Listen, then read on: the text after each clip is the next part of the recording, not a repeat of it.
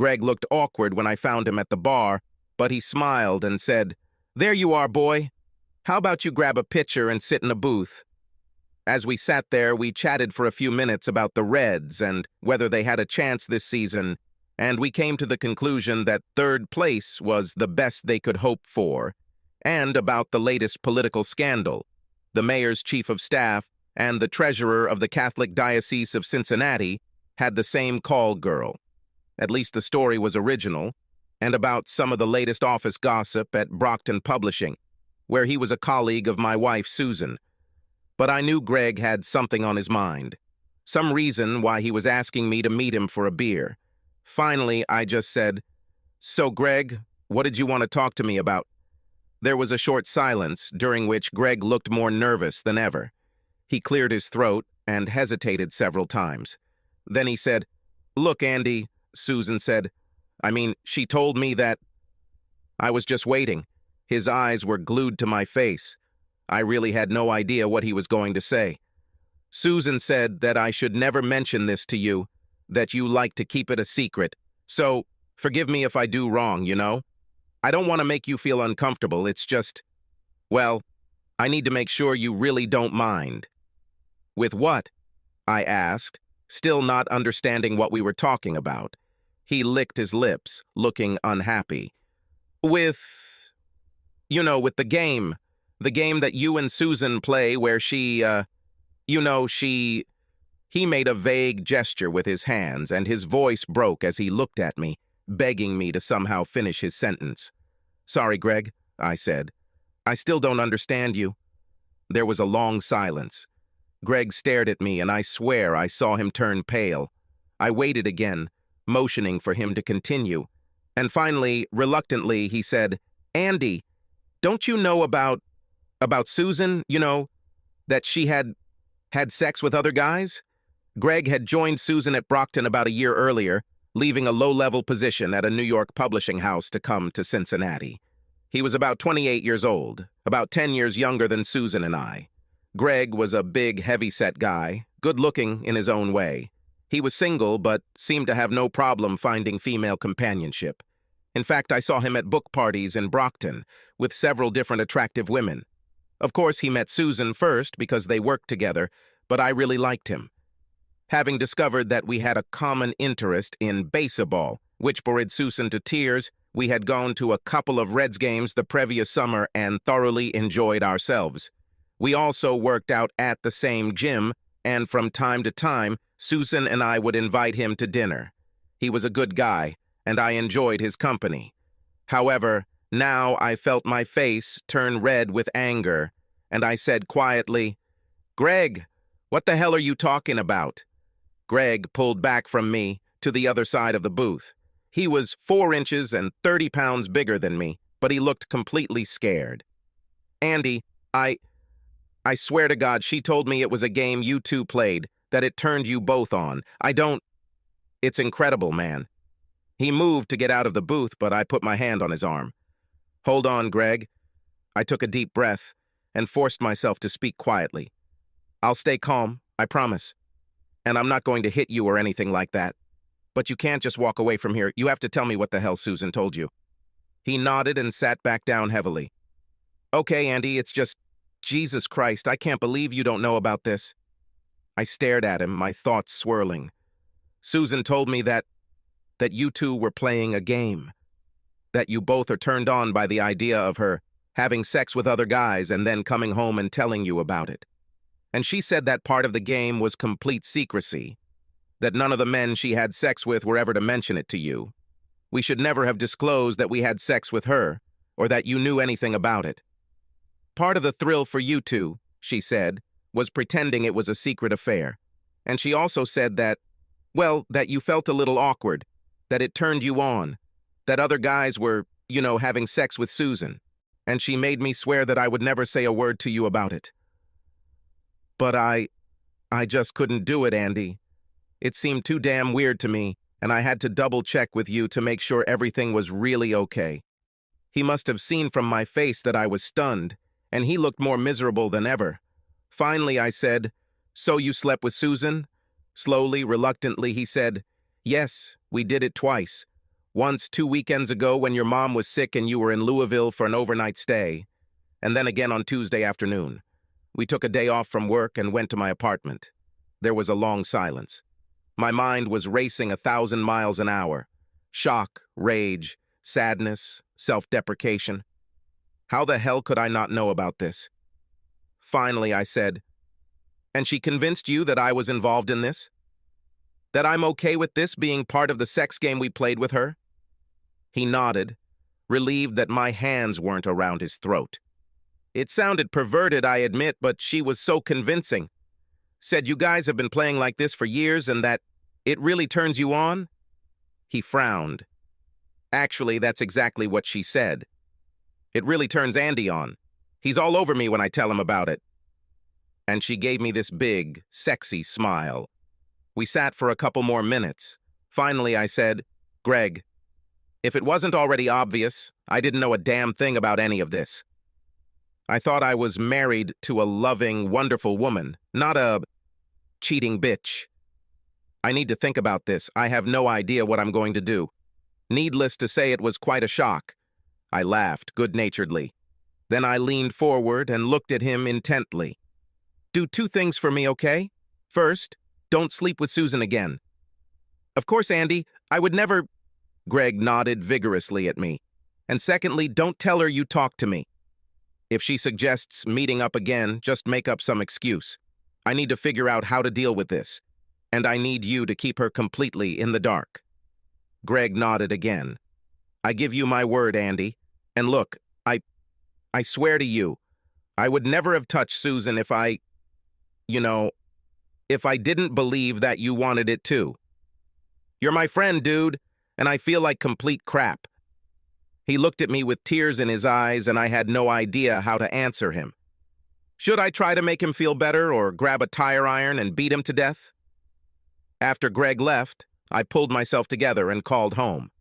Luckily, Susan wasn't home yet, so I left a plausible-sounding message that I was late at work, let her eat without me. I knew I needed time. There was no way I could meet her right away. I walked around the corner to a diner and ate a burger and salad without tasting a single bite. For all I knew, it could have been borscht and a shrimp salad sandwich. I guess I was a typical cuckold husband, because I had no idea that there was anything wrong with my marriage. I simply adored Susan and was sure that she loved me. We were married 14 years, no children, a nice cozy house near Burnett Woods, 2 jobs that we enjoyed. We traveled a lot, saw friends and relatives, and generally enjoyed our life together. Susan is short and blonde, with large breasts and big curves. She was more cute than beautiful, but her sexy figure always attracted attention, and she seemed to enjoy it. In fact, she was flirty with me at the party where we first met, and for years I watched her flirt with guys at other parties we went to. You know, laughing and joking, maybe dancing too close, or even letting someone touch her, and it never bothered me, because I knew that she loved me and would go home with me. What a fucking idiot I was. I imagine our sex life was pretty average for a couple like us. We made love maybe a couple of times a week, more when we were on vacation, perhaps almost every day, and less when we were busy at work or during the holidays when we visited family. It may have been a routine, but I would say it was a satisfying routine. Like every married couple, we both had things we liked. I knew how to please her. She knew how to excite me too. So what if we often did the same thing in bed? I always thought it was great, although what I had to offer probably wasn't enough to satisfy Susan. You'd think that by the time I finished dinner, I'd be ready to go home and kick my cheating wife out of the house. But I wasn't yet. It was like hearing that a loved one had died in an accident. My mind just couldn't process the news. I kept thinking that this must all be some kind of mistake, and I realized that I needed to hear the whole story from Greg, everything Susan had told him, before I could start processing it and figure out what the hell I should do. I didn't think I could pretend to Susan that everything was normal that night, but somehow I did. She greeted me kindly, as always, and we chatted about our work days while I bought myself some ice cream. She even snuggled up to me in bed, although, thank God, she didn't seem to want to make love. I think I would have ended up just strangling her. As soon as I could tell from her breathing that she had fallen asleep, I carefully pulled away from her and rolled over to my side of the bed. I didn't even want to touch her. My dreams that night were terrible. An endless series of men having sex with Susan. Needless to say, it was a pretty terrible night. I called Greg the next morning as soon as Susan left for work and agreed to meet him for lunch. He was a little reluctant at first, but I had no trouble letting him know that I wanted to hear the whole story. Last night, I was too shocked to process everything he told me. After a morning spent staring at the wall of my office, trying and failing to concentrate on any aspect of my work, I met Greg at a small Greek restaurant on Calhoun Street. By mutual agreement, we ate first, and then I asked him to tell me the whole story again. From the very beginning, Greg, you can probably imagine that I had a hard time dealing with this last night. Actually, I didn't learn that much new. Susan went out for drinks with Greg about 3 weeks earlier and basically hit on him. She told him about our game and that she was attracted to him. That day, he blew her off, mostly because he was more stunned than anything else. It seemed like such a far-fetched story, and the thought of me being a good friend and sleeping with her made him feel uncomfortable. But they talked about it several more times over the next few days, and when she told him on Friday that I was going to Louisville for the weekend, he agreed to meet her at the motel. She actually offered our house, but Greg said the idea scared him. Greg, understandably, didn't want to tell me about the sex in detail, but it was obvious that it was hot. Susan would have been desirable to almost any man, and Greg made it clear that she was passionate, athletic, and tireless. They did this 2 or 3 times every time they got together, enjoying lots of petting and exploring different positions. I clenched my teeth but didn't say anything. She liked to say dirty things, he said, warily watching my face. She said she got pleasure from saying dirty things to me, knowing that she would come home and repeat it all to you. I asked him to tell me everything Susan said about the game and how long it lasted. Apparently, it's been a few years at least. She didn't say exactly, he told me, but I realized that she had several boyfriends before me. She said that she always had one buddy, that was her word, buddy, and that she had sex with him for several months before breaking up with him. She said that after a while, you weren't as interested in talking to her if it was the same guy. You liked hearing about someone new. He winced. Man, I'm so sorry. I know, Greg. She deceived you. Forget it. Look, did she tell you anything about how it all started and who the guys were before you? I don't know how it all started, he said, but she mentioned a couple of guys. None of the names meant anything to me except Arnold Morrison. That guy from the city council. Yes, Greg said. She said she met him when there was a book party in Brockton for some political book they published 2 to 3 years ago. Susan also said that you never knew any of her playmates personally before me. It looks like she did this on purpose, so that you would have no chance of finding out what she was up to. Then did she tell you why she followed you? He looked awkward again. She said I was too delicious to resist. He covered his face with his hand for a moment. Andy, oh my God, you probably want to fucking kill me. I feel like the lowest piece of trash on earth. Gloomily, I said, I don't blame you, Greg. Many guys would be happy to take a piece from Susan without thinking about her husband, and she gave you this false story. I can't say that I wouldn't believe it either if all this happened to me. What really matters is that Susan cheated on me. For years, apparently. How she must enjoy deceiving me and pulling the wool over my eyes. I sat staring into space. Greg didn't say anything. There were a lot of questions in my head about what the hell I was going to do. How should I deal with Susan? Will I continue to pretend to be a loving husband and remain completely ignorant? Will I be able to stand up to her and throw her ass out? Or will I mope around for a while and let her worry? But I already had an answer to one question. Our marriage was over. Susan was history. At least it was a story, if what Greg told me turned out to be true. As shocked and enraged as I was, I couldn't just shoot an arrow at her without knowing for sure. I called my friend Brian and arranged to meet him for dinner. Then I left another message for Susan saying I was having dinner with Brian and would be home later that evening. Brian was my oldest and best friend. We met when he was president of Zeta Beta Tau, the fraternity I joined in college. We were very close. I was best man at his wedding to Emily, and he was my best man when I married Susan.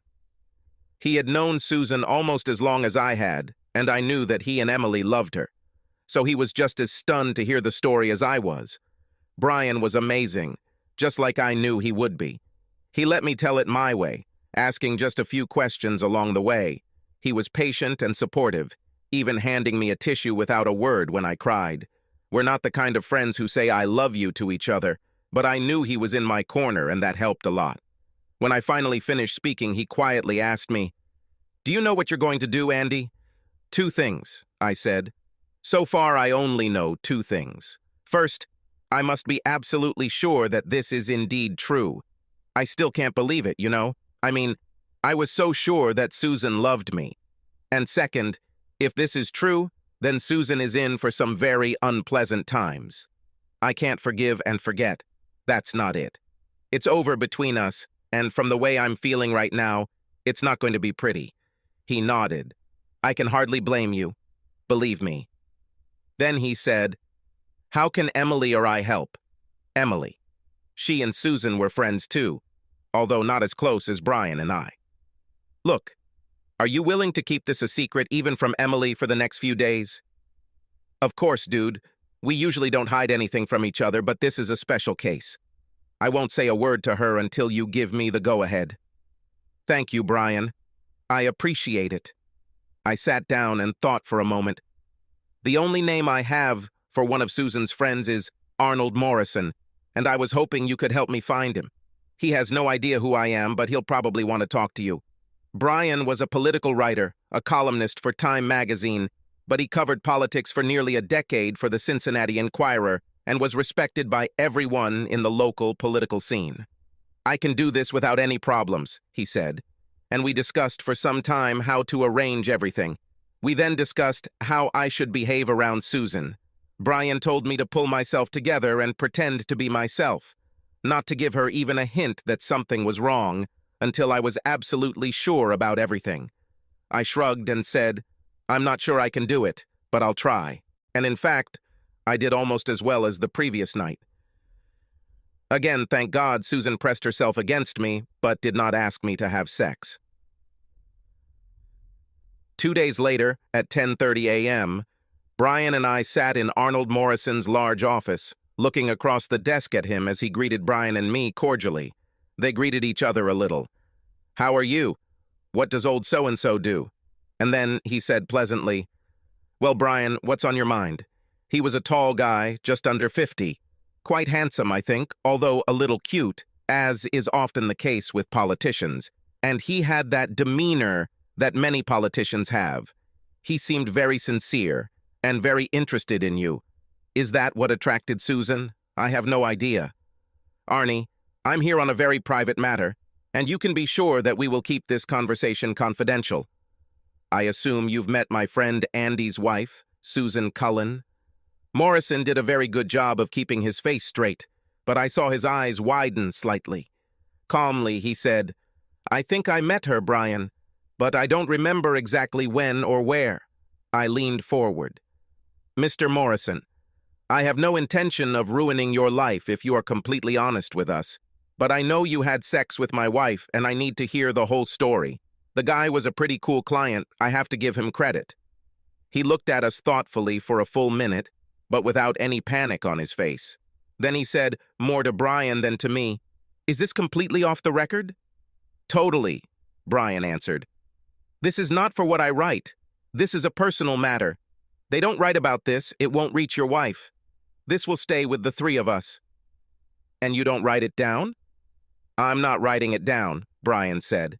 "Actually, I was recording. I had a little digital recorder in my jacket pocket, but neither of us told Morrison about it." He sat for another minute, still calm and thoughtful.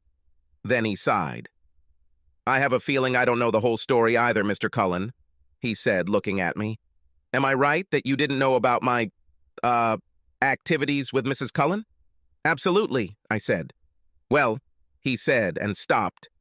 "Well, yes, I had an affair with Susan about 2 years ago. We met at some publishing party at a reception on the occasion of the release of a new book. He leaned forward, looking at me intently. But I swear to you that she told me that you know all about it. She called it a game, actually. She said that she and her husband, sorry you, enjoyed her sleeping around. She would come home and tell you about it every time, and it would really spice up your sex life. But she also made it clear that you were pretending to know nothing about her affairs and that I should never mention it to you. It wasn't a problem since we were unlikely to meet. And I didn't want my wife to find out anyway, so we were pretty careful. How long have you been dating her? I asked him. To my surprise, I was completely calm, as if we were not talking about the complete destruction of the most important relationship in my life. He thought for a moment. Maybe 3.5 months. It started in late spring, and I remember she broke up with me around Labor Day. She said it was fun, but after a while, she and her husband became less interested in the same guy, and she needed to find someone else.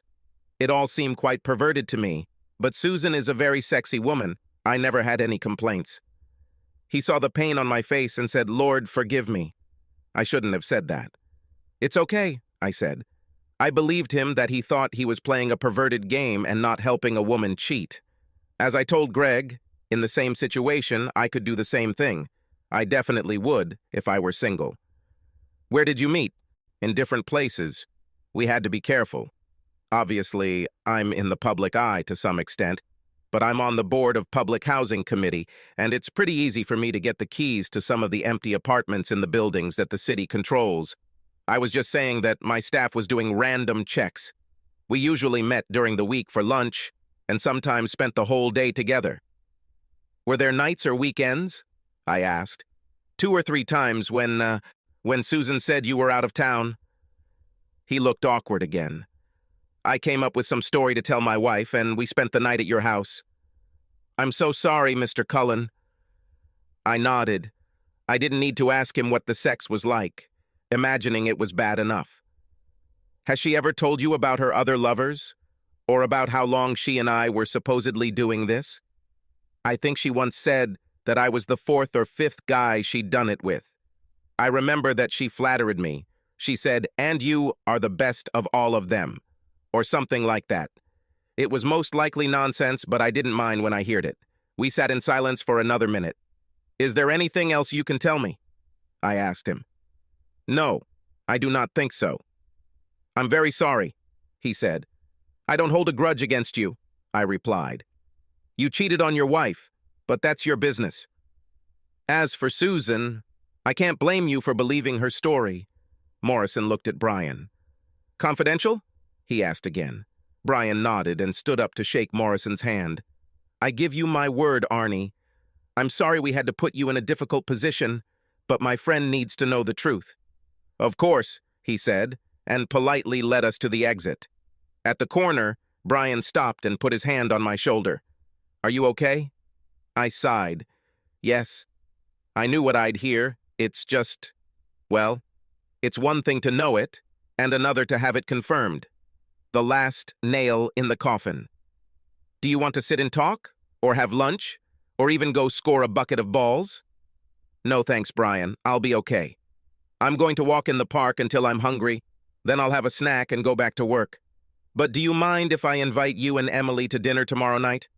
I'm starting to make some plans, and it would be great if you both could discuss them with us." Brian said that of course he would work it out with Emily. I thanked him again for his help with Morrison. God, it's great to have one true friend. As I got out of the car in the driveway that evening, I thought, damn, another night where I have to pretend I don't know what my bitch wife has been up to. And then I thought, why should I pretend? I'm not ready to confront her, but there's no reason not to get on her nerves a little.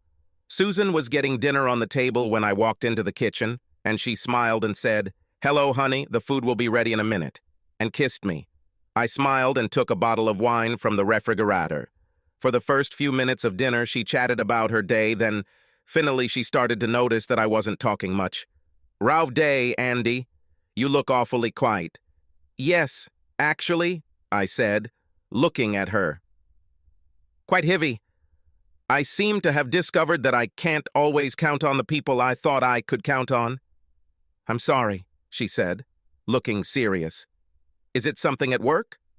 I've heard you complain a couple of times lately about Hank's staff. I don't think I should talk about this now, I replied, leaving it hanging. I sat looking directly at her for a moment longer. Then, without saying a word, I stood up to clear away our plates. Walking around the table, I noticed that she was looking at me with concern. When I returned to the dining room with 2 slices of the apple pie she had bought, her face was flushed, but she pulled herself together and thanked me with a warm smile. We ate dessert in silence at first, until Susan made a couple of awkward attempts to restart the conversation, talking first about the new neighbors across the street, and then about the wonderful vacation one of her work friends was going on.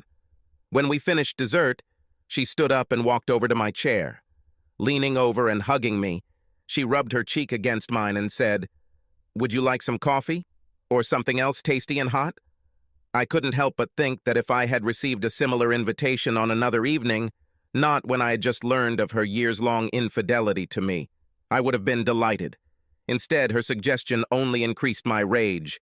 I stood up, breaking away from her embrace, and said, "No, thank you. I need to do some paperwork."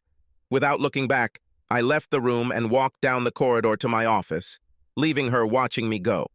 I didn't know how shocked or scared she was, but I knew that I had hurt her at least a little, and that was fine with me.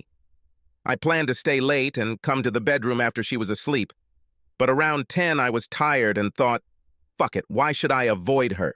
So I went to get ready for bed, noticing that she was already in bed watching TV. I undressed, went to the bathroom, brushed my teeth, and climbed into bed without saying a word. She quickly turned off the TV, leaving only my bedside lamp in the room. She rolled over to face me, and I saw that she was wearing one of her shorter, sexier nightgowns, not at all typical for a regular weeknight. Susan leaned against my chest and muttered, "Would you mind a little love, Andy?" I turned away, turning over so that my back was to her. At the same time, I said, "No, not today, good night." And I reached out and turned off the light. You can rest assured that I have never done anything like this before. I refused sex to Susan very rarely, a couple of times when I had a migraine or when I needed to finish a work project, maybe 4 or 5 times throughout our marriage, and never without explanation. So my behavior was as big a red flag as it could be, but Susan didn't say a word. She didn't ask, "Is everything okay?" or "Are you angry?" She didn't ask me anything because, of course, she was afraid of the conversation that might follow. Susan falls asleep easily, and most often I hear her even calm breathing within a couple of minutes after she turns off the light, while it always takes me a little longer. But not today. Half an hour later, she was still awake, and still had not said a word. I smiled grimly to myself in the darkness. Of course, I didn't sleep either. Basically, I was thinking about all the times we had sex, and I didn't even know I was getting sloppy seconds. All those times when I happily made love to the only woman in my life, thinking that I was the only man in her life. I lay awake for a long time and was very, very angry. Woke up early, took a quick shower, drank a cup of coffee, and was in the office by 7:30 without saying a word to Susan. I had a lot to do. I left a note on my boss's desk saying I wanted to talk to him as soon as he arrived, and then I sat and made lists of credit cards and bank accounts, possible movers, and other logistical things I needed to take care of. At 8:15, Lionel poked his head in and said, "Good morning, Andy. Did you want to see me?"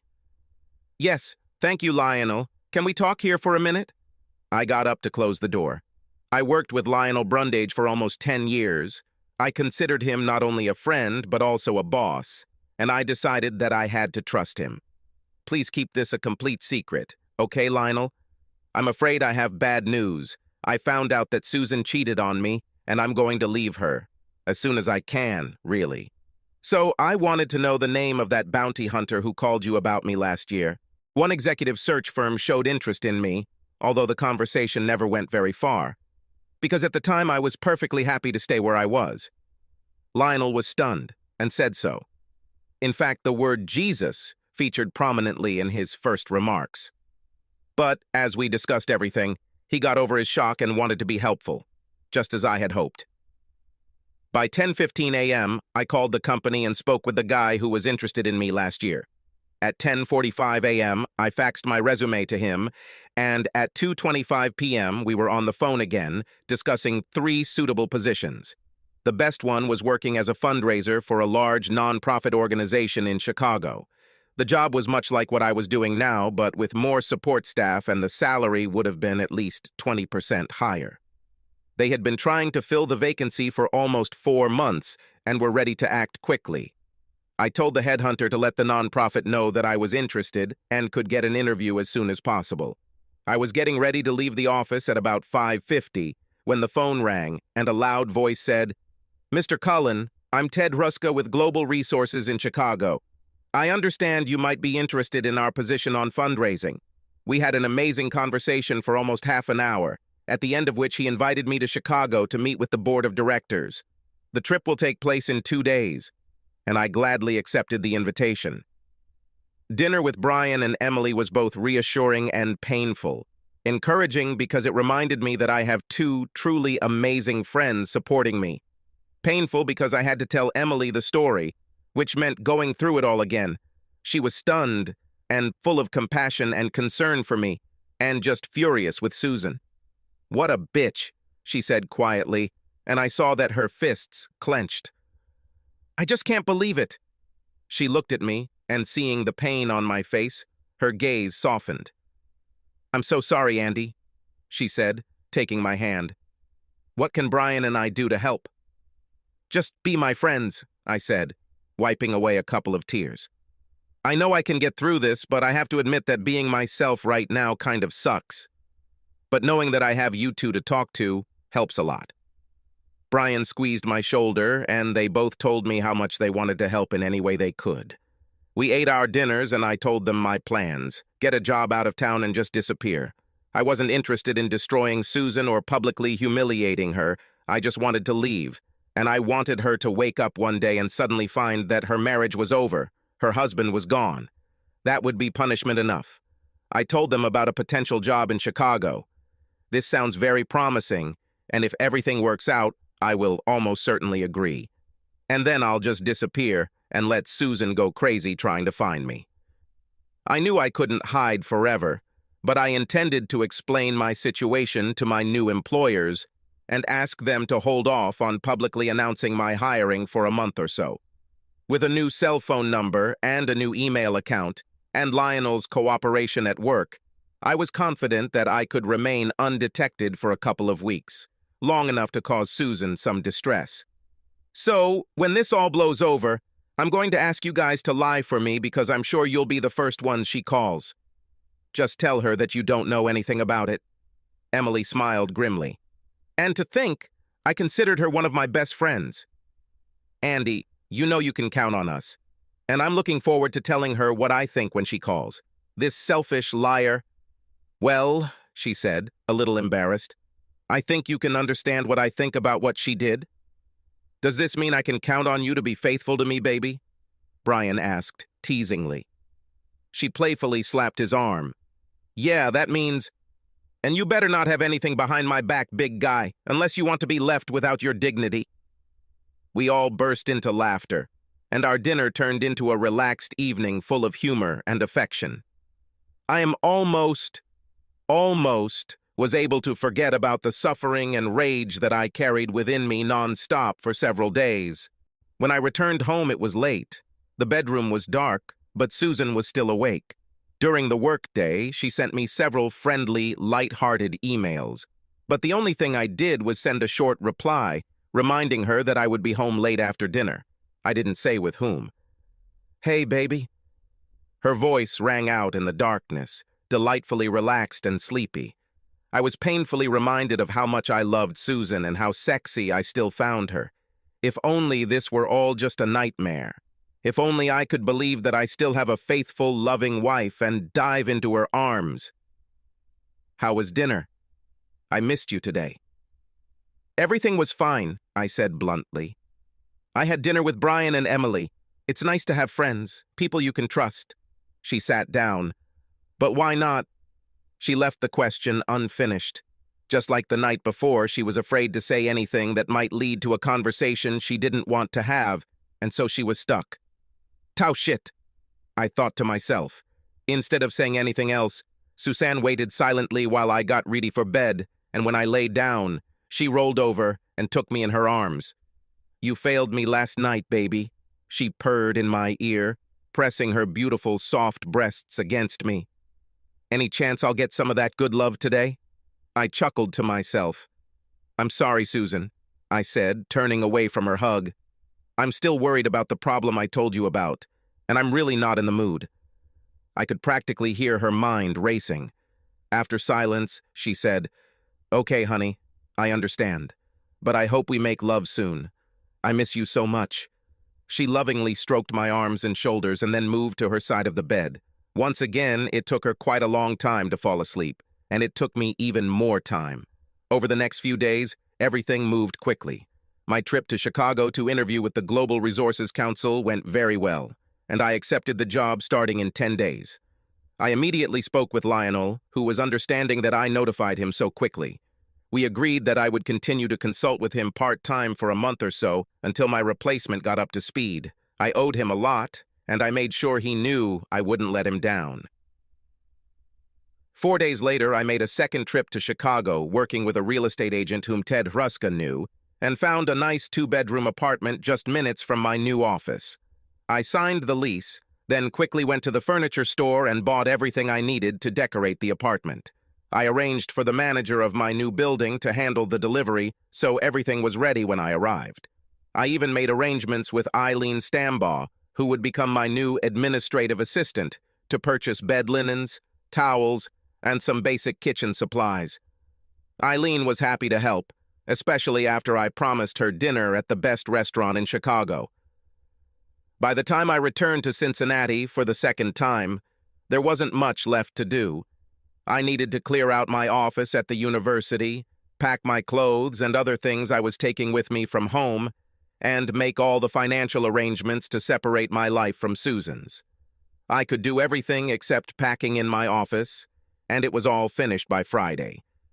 Susan had little reason to worry about my trips out of town, since I traveled quite often for work. But my coldness definitely made her worry, and I enjoyed watching her try to figure out what to do. She didn't want to bring up what was bothering me, because she was undoubtedly afraid that I would begin to suspect her of infidelity. Therefore, all she could do was be affectionate and loving, and my rude refusals to all her advances clearly upset and frightened her. Emily called me at work, and, with a sort of malicious glee, told me that Susan had called her to see if she knew anything about what was bothering me. I enjoyed every minute, Andy, she told me. I made Susan tell me about everything that you were acting strangely, not responding to her affectionate hugs and kisses, refusing her sex, hinting that there was some kind of problem, but not telling you about it. So I asked her, is there anything you could do that would upset Andy in any way? She sighed and said, No, I don't know about anything. And then I asked, Well, did you insist that he tell you what the problem is? And she hesitated and said that she didn't want to put too much pressure on you, that she was sure you would tell her when you were ready. It was so obvious what she was afraid of. This is how she tried to squeeze information out of me while keeping her own disgusting behavior a secret. I shared Emily's pleasure in the call and asked her to keep me updated, and I let her know that I was ready to make my move. Monday would be the right day. That weekend, I continued to act mysterious and distant. My own anger at Susan had certainly not diminished, and I was determined to make my last 2 days of her life as miserable as possible. I spoke to her very little, and to every warm or cordial suggestion she made, I responded with rude coldness. When she asked if we could go for a walk on Saturday, "Today is such a wonderful day, dear," I stared at her, and then said that I didn't want to. When she suggested a variety of things we could do together on Saturday night, such as going out to dinner, watching a movie, or hanging out with friends, I said I wanted to stay home and watch TV. Then, as she settled down next to me on the couch, I waited about 10 minutes until the end of the show we were watching, and then stood up abruptly. "I just remembered that I need to finish a couple of reports," I said, and disappeared into my office. I went to bed late after Susan had fallen asleep, and on Sunday morning I woke up to her cuddling up to me, tenderly kissing my neck, and her soft hand trying to turn me on. When I opened my eyes, she smiled at me and said, "Great! You woke up and the baby wants to play." She rolled onto me and tried to kiss me, but I held her back by placing both hands on her shoulders. "Susan, stop it," I said. "I don't force you to have sex when you don't want it, and I would appreciate the same attention from you." I slipped out from under her and stood up from the bed, reaching for my robe. She looked upset. "But honey, we haven't made love for, I don't know, 2 weeks." Really did I do something to... Really? Are you really angry with me? This was the closest she came to asking me a direct question about my behavior, a sign of how desperate she was becoming. "I don't know, Susan. You tell me. Is there anything you could do to make me angry with you?"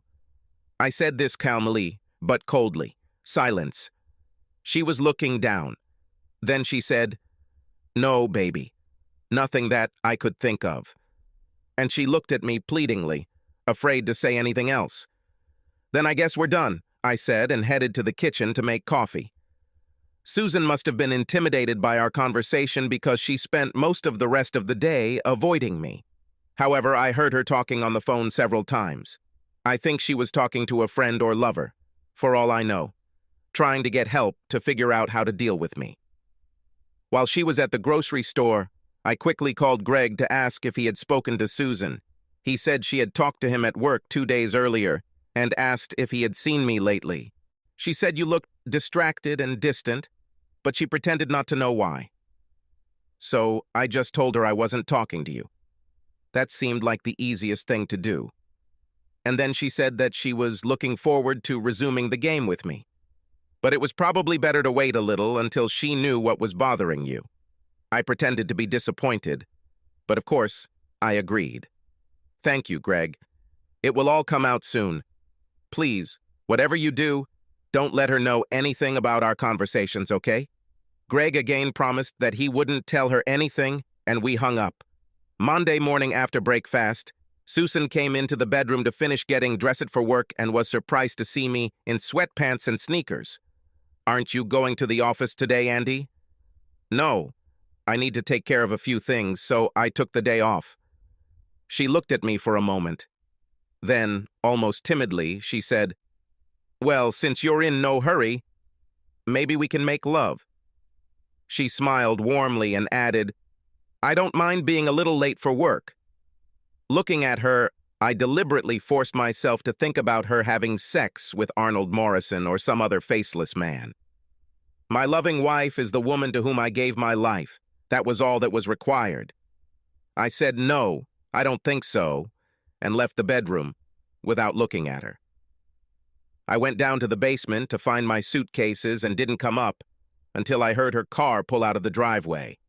By 11 a.m., I had packed everything I planned to take with me into 3 suitcases, plus several boxes of books and CDs. I called a taxi, which waited at the post office while I sent the boxes to my apartment in Chicago, and then took me to the airport, and by 7:30 p.m., I was finishing up unpacking my things at the new place, after which I went around the corner to eat pizza and drink beer. Frowning, I raised a toast to myself, to the first day of the rest of my life. My new life. My life without Susan. Oh, I almost forgot. Just before I left home, I wrote a short note to Susan, which I left on the kitchen table with my wedding ring and cell phone on top.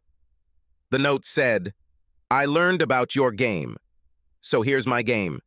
It's called Farewell to the Cheating Bitch."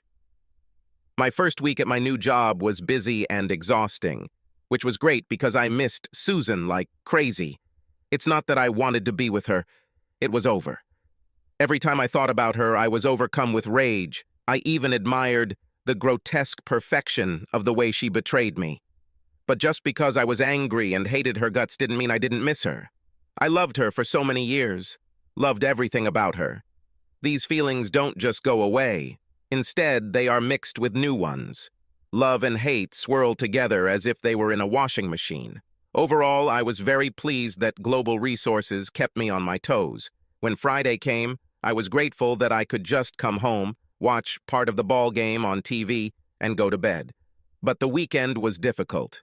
I was new to Chicago, didn't know a soul except my new coworkers, and had to come to terms with the fact that I was once again a single man. Not legally, but in every other way. I knew that I would have to begin the process of meeting people, making friends, trying to find a new woman in my life. And this prospect was extremely depressing. The best part of these 2 days was the conversation I had on Sunday with Brian and Emily. They supported me and wanted to know how I was doing. I told them my new address and phone number, once again swearing them to secrecy, and Emily was just eager to tell me about meeting Susan.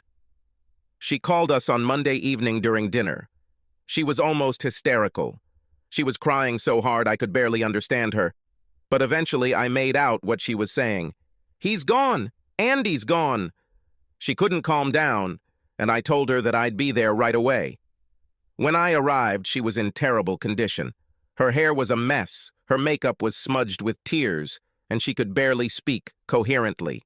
I poured her a drink and then sat down and played sympathetic friend. God, how fun it was. I let her tell me everything about how she came home from work and found you gone and your engagement ring lying on the table. I asked her why on earth would you do that and if you left a note or something.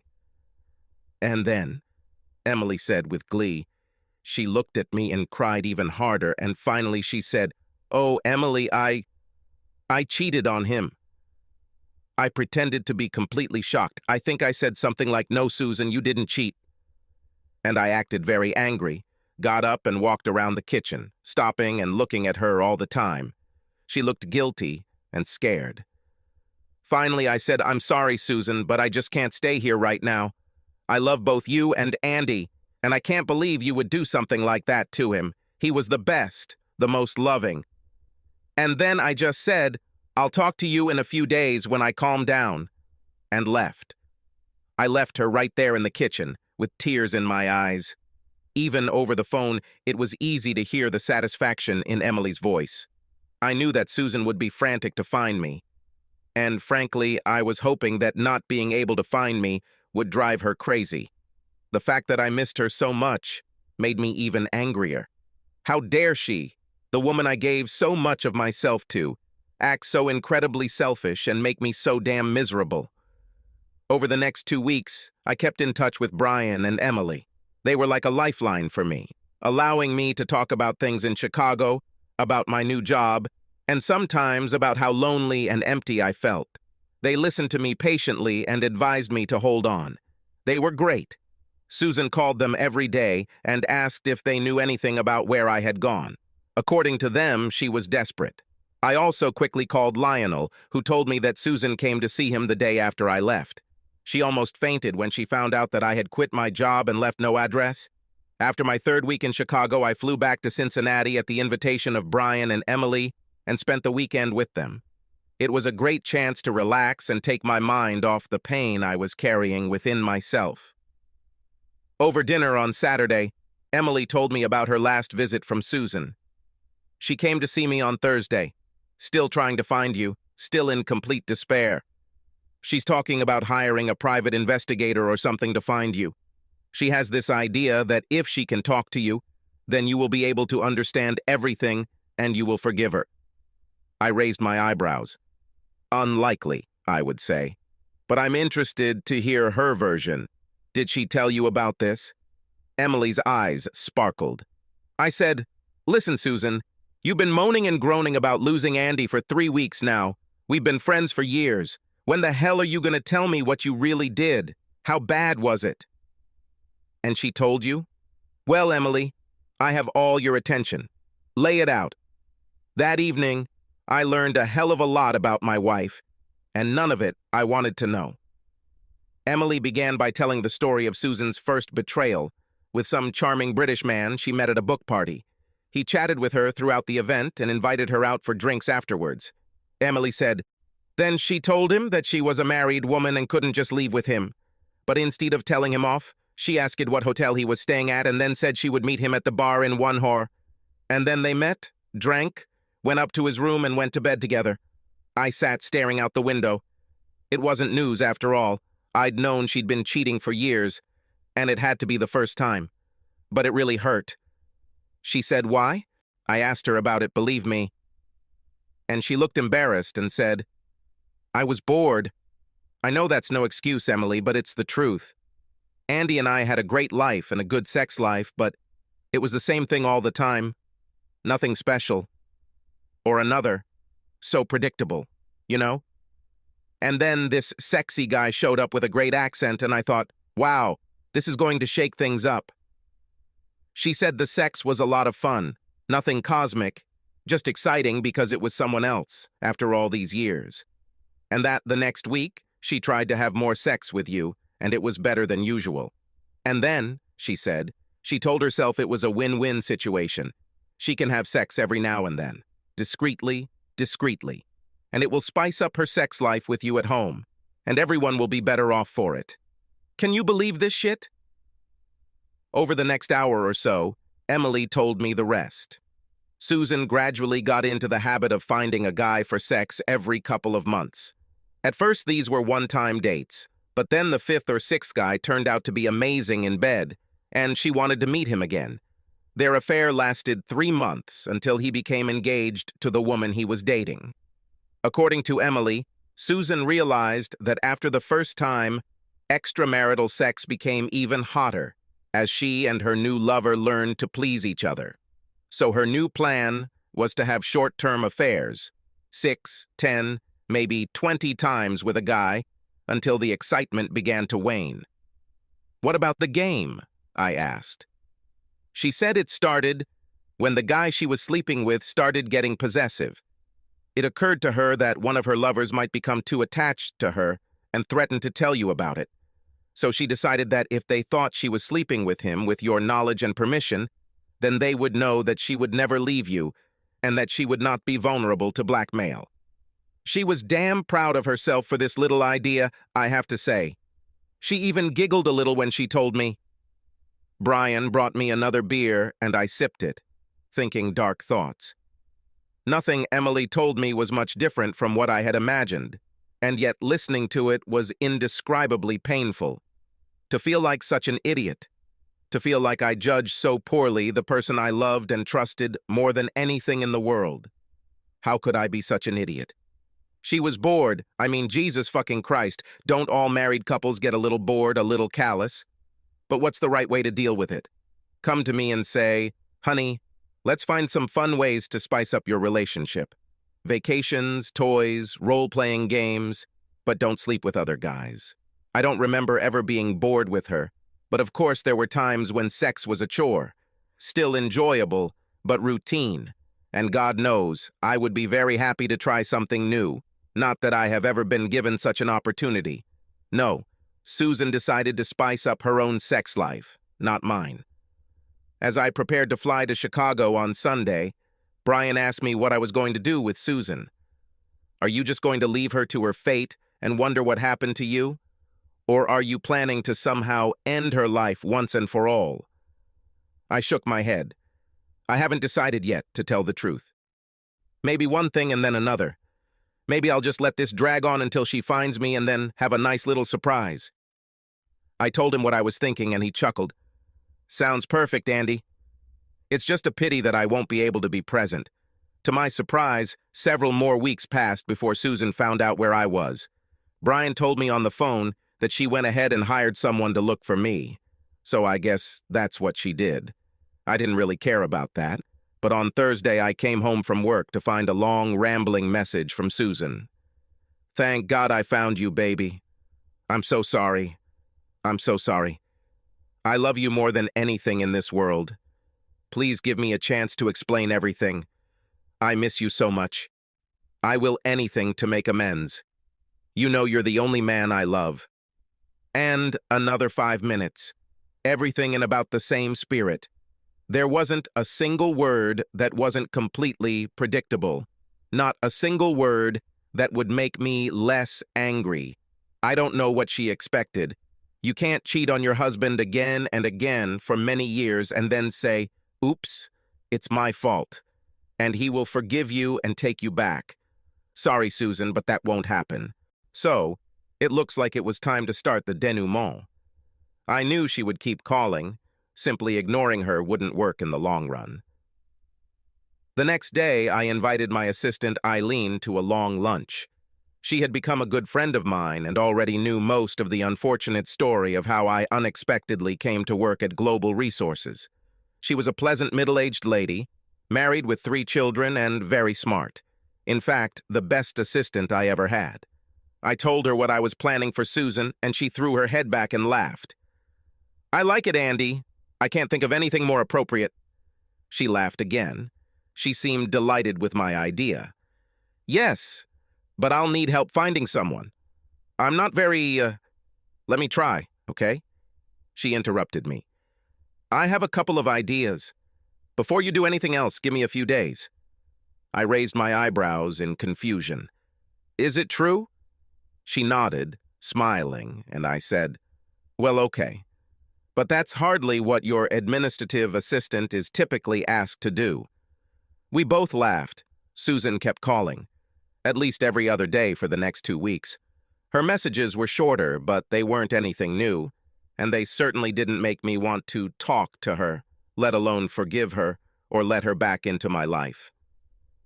On Monday, as I was packing my things and getting ready to leave work, Eileen stopped by to see me. "Everything is ready. I have someone perfect for you. Just tell me the day and time, and I'll give her your address." I looked skeptical. Will I be happy with this person? For that matter, Eileen, who the hell is she, and how did you talk her into it? This isn't quite right. "Shh," she said with a smile. "She'll be perfect, and she really wants to do it." I told her about your situation, and she could hardly wait. She was burning with impatience. "And you won't tell me who it is?" "No," she said, grinning like a Cheshire cat. "But trust me, boss, you won't be disappointed." The next day, I left a message on Susan's answering machine. "It's me. If you really want to explain everything, you have one chance. This Saturday at 1 o'clock in the afternoon in my apartment in Chicago. Don't come early, and don't be late. I'll give you 1 hour. Here's the address. Leave me a message back to confirm you'll be coming." That evening, I didn't answer the phone. Instead, I listened as Susan left me an excited message. "Oh my God, thank you, baby, thank you. I love you so much. Of course, I'll be there on Saturday. Thank you for this chance. I know I can make you understand. I'm so sorry I hurt you, and I want to spend the next 60 years making amends to you," etc. The next day, Wednesday, I spoke with Eileen. "I made an appointment for 13 Macker on Saturday. Can you ask your mysterious woman to be at my house no later than 12? "Of course," she said, "but you have to promise that you'll call and tell me the whole story when it's all over." This will be my reward. Emily told me over the phone how excited Susan was. "I swear, Andy, she has no idea about anything. She really thinks she'll get you back, like all she has to do is tell you how sorry she is. Honestly, I don't understand how she could fool me like that. We've been friends for almost 15 years. And we talked about everything. About our husbands, about work, about families. And now that I know how selfish and cruel she can be, even if she doesn't see it, of course, I can only wonder how blind I was." I laughed, a little bitterly. "Listen, Emily, how do you think I feel? I was married to her, all this time. I think the real lesson is that people like you, Brian and me, decent, trusting people, people who care about others, usually make the mistake of assuming that the rest of the world is like us. But Susan is not." I spent Saturday morning cleaning out my apartment, getting everything in proper shape. I didn't want to look or feel like a victim. I wanted the apartment to look like the home of a happy single guy. The newspapers were thrown into the trash can. The books were neatly placed on the shelves. Everything was wiped down and cleaned. There were even flowers in a vase on the table. When the doorbell rang a little after 12 noon, I opened the door with some trepidation. "Hello, please," What? Christina? Hello, Andy? She giggled. Maybe I should say, surprise, Andy. Christine Hansen worked as a program specialist at Global Resources and was one of the first people I met when I started working there. She was about 30 or so, which made her about 8 years younger than me. And she was stunning. Christina was short, slender, with black hair and the most amazing green eyes I had ever seen. She was elegant and stylish, but at the same time had a surprisingly relaxed and friendly way of communicating with people. She was simply one of the most beautiful women I've ever met. And of course, I was shocked by her appearance when I first met her. But I was also shocked by what Susan had done to me, and was in the middle of my first couple of days at a new job and in a new city, and was busy trying to remember the names of the other 12 people I was introduced to at the same time. However, I thought about her often. We saw each other several times a week, in passing or at senior staff meetings, and she was always cordial and cheerful. She seemed to like me, although I wasn't sure if it was just her natural sociability and friendliness. I knew she wasn't wearing a wedding ring, but it was almost impossible for a woman as gorgeous as Christina not to have a boyfriend. So I put her out of my mind as something more than just a coworker I liked and really enjoyed looking at. It didn't even occur to me to ask Eileen about her and if she was seeing anyone. Now, when she looked around my apartment with an approving expression on her face, I was completely at a loss. Christine, Eileen told you about today, right? About my wife and what I was planning? She smiled broadly at me. Absolutely. She gestured to the shopping bag she had brought with her and said, I have everything I need here. But, you... I was still unsure, still amazed, actually. Do you understand that you will... This time, Christina laughed and gently stroked my cheek with the back of her hand. Yes, Andy, I understand. Eileen told me all about your situation, what you found out about your wife and all that. She looked more serious and continued, Let's just say I went through something similar with my ex-fiancé a little over a year ago, and it's not hard for me to understand how you feel. I'm really sorry, I said. I had no idea. Well, this is not entirely new. I've come to terms with it. But back then, it was pretty awful, and I would give a lot to be able to shove it back down his throat the way you plan to do with Susan. She laughed. So how do you want to arrange this? I suggested we have lunch first, and we spent about half an hour eating sandwiches at my kitchen table, just getting to know each other. I already knew how attractive Christina was, but this dinner confirmed that she is also very smart, funny, and considerate. I wondered if she would be willing to go on a date with me, but that was a question for another day.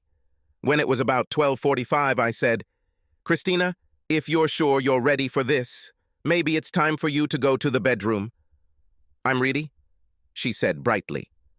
We decided what would be our signal. Then she leaned over and kissed me on the cheek. This will hurt, Andy. She's been a part of your life for a long time. Don't expect it to be easy. But I will do my best. I promise you that. And with a smile, she disappeared into my bedroom, leaving the door slightly open. I smiled to myself as I put the dishes away and waited for Susan to arrive. The fact that Christina, and not a stranger, became part of today's celebration was a very pleasant surprise. The doorbell rang at 12:58, and I tried to prepare myself for what was to come. Susan stood in the doorway, smiling bravely. She looked scared but beautiful at the same time. She put on an outfit she knew I liked, did some makeup, and appeared to have a new haircut. Hi, Andy, she said quietly, looking like she was about to hug me, but I quickly stepped back, inviting her to enter. Hi, Susan, I said quietly. Would you like something to drink? I bustled around the kitchen for a minute, getting a soda for her and one for myself. I was upset by how fast my heart was beating, how much I was affected by the mixture of love and rage inside me. I knew I needed to calm down and find a way to deal with it. When we sat down, she leaned across the table, looking at me invitingly, and tried to take my hands, but I kept them on my side of the table. Okay, Susan, you're here, and I'll listen to you, even though I don't think you deserve it. She took a deep breath. Baby, I'm so sorry. I did wrong. Terribly wrong, and I know I caused you so much pain. I was so selfish, so blind and stupid, So, that's enough, I said, interrupting her and raising my hand. I don't want to hear how sorry you are, how much you love me, that it was a mistake, that I had nothing to do with it, that it was just sex. Understood? Don't treat me like an idiot. You slept with other men, a whole string of them, behind my back, for years. I'm right? Shocked by my rage, she nodded her head hesitantly. But honey, Do you remember our wedding vows? I asked aggressively, again not letting her finish. Abandon all others? Do you remember agreeing to this, Susan? She nodded again, her face pale. She didn't seem to expect our conversation to go this way, although I couldn't imagine why not. What the hell did she think I'd say? No problem, honey? Fine. We swore fidelity to each other for life, and then at some point, you decided to hell with it and started cheating with whoever you wanted. Tell me, Susan, how many men were there? I don't know, baby. 10? 20? 50? It was, I don't know. Probably 20. She looked very worried. And how many times did you sleep with them? How many times have you betrayed me? I sat and waited, realizing that I was breathing heavily. My face probably turned red too. I don't know, baby. She looked at me, hoping for sympathy. Her eyes began to water. Think of it, Susan. Do the math. I'm not in a hurry. I think it will be probably about a couple hundred. Now she was looking down, unable to return my angry gaze. Okay, let's call it 200. It's a nice round number. Tell me, how many of these times were in our house? In our bed? In our marital bed? I practically screamed. She answered very quietly. I guess about, I don't know, Andy. Maybe 30. There was silence. So, now that we've got that out of the way, just so we know exactly what we're talking about here, please feel free to explain, Susan. Please tell me why, after what you did, I have to waste time being in the same room with you. Because I love you, Andy. You are the only man She was already crying, sobbing between words. The only man I have ever loved. You mean everything to me. I let her talk, let her cry and pleadingly tell me about her love for me, how she was selfish and made a terrible mistake. She thought I would never know, that she never meant to hurt me. As if didn't mean to hurt me made everything okay. Everything was as I expected. Not a single word she said had any meaning other than to convince me that she was an infinitely more narcissistic person than I had previously suspected. After a while, I no longer listened to her. Her voice became background noise for my own sad thoughts about the years I had invested in our relationship, about the dreams of our old age together. The rage inside me mixed with sadness. What a waste. And I realized that I would never know why she did it. It seems that she herself did not know. She couldn't name a single reason that made sense to me, other than pure, almost psychopathic selfishness. I raised my head. The kitchen clock said 2:05, and I didn't know how much longer I could stand it, or I want to endure it. In a loud voice, I said, I think we're almost done, Susan. There's nothing more to say. Susan started crying again. But Andy, I can't believe you. There was a noise behind us, from the direction of my bedroom, and we both turned to look. My jaw dropped, and I vaguely heard Susan gasping. Baby, you said you'd be done with her in an hour. When are you going back to bed? It was Christina speaking in a low, relaxed, incredibly sexy voice. She posed gracefully, leaning against the doorframe, my open bedroom door. She had somehow managed to smudge her lipstick and style her hair so that she looked like she had spent the previous couple of hours having sex. She wore a long, pale blue peignoir that draped over her, a little like a Roman woman's toga, except it was stunningly thin and almost transparent. She was absolutely the sexiest thing I had ever seen. I turned to look at Susan, who stood frozen in her chair, stunned. Her face was pale, and she seemed to have somehow withdrawn into herself as if she had become smaller and older in a matter of moments. She began shaking her head back and forth, repeating, "No, no," over and over again. I got up. "Christina's right, Susan. I told you I'd give you an hour, and as you can see, I'm a little busy. Or in any case, I'll be busy again in a few minutes." I smiled coldly at her as I watched her struggle to her feet. "Andy, Susan began, but then stopped. She looked at Christina again, and then at me. I didn't know that you... Her voice broke, and she just stared at me, frozen. Then, without saying a word, she stood up, silently crying, walked to the apartment door, opened it, and disappeared down the hallway. I closed the door, then turned and looked at Christina. "Christina," I said almost reverently, "you are the most incredibly beautiful woman I have ever seen in my life." She smiled, bowing her head slightly. "Thank you, Andy. It looks like this," she gestured to her negligee, "has had the desired effect." I saw that her eyes were full, as if she was about to cry. "You destroyed her," I said. "She was out of her element. Thank you so much." Continuing to look at her, I could hardly speak. Susan practically disappeared from my consciousness. "It helped me too, you know," she said, in some funny, derivative way, as if I was taking it out on Harris, my ex-fiancé. "I'm glad," I said, and then, "Forgive me, I just can't stop watching." "Would you like to go back there and change?" She just looked at me, and something in her eyes changed. "Actually," she said, "I was wondering if you could help me with this. I sometimes have trouble getting this thing off."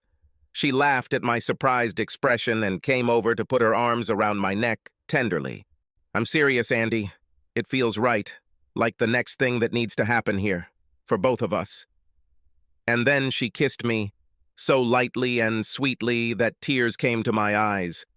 Making love with Christina was like a miracle, like a dream, only very real.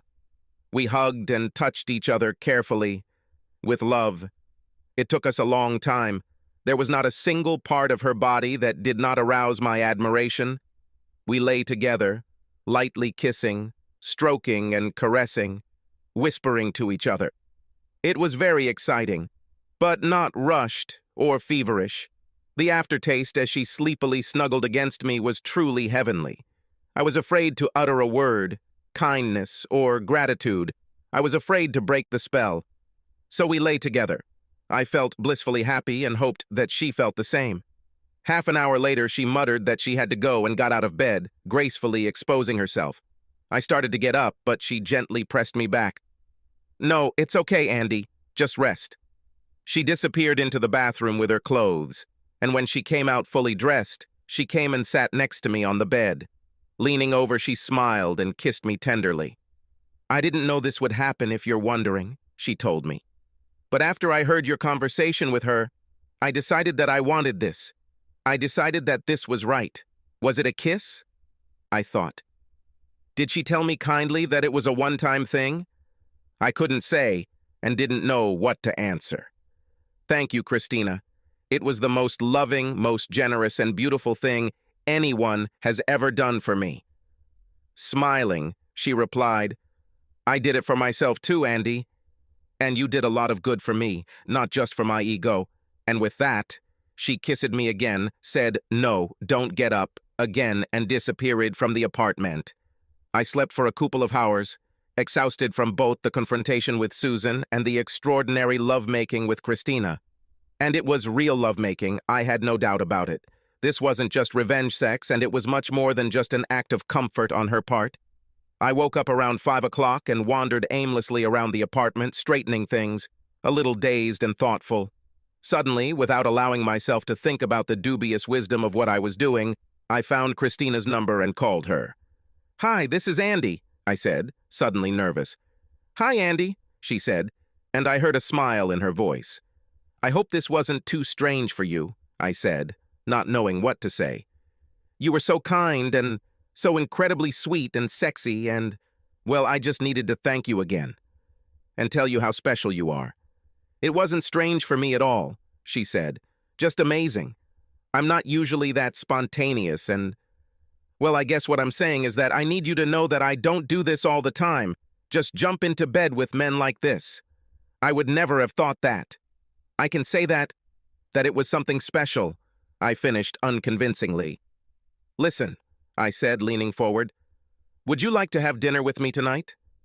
There are so many great restaurants in Chicago that I have never tried, and I would love to take you to one of them.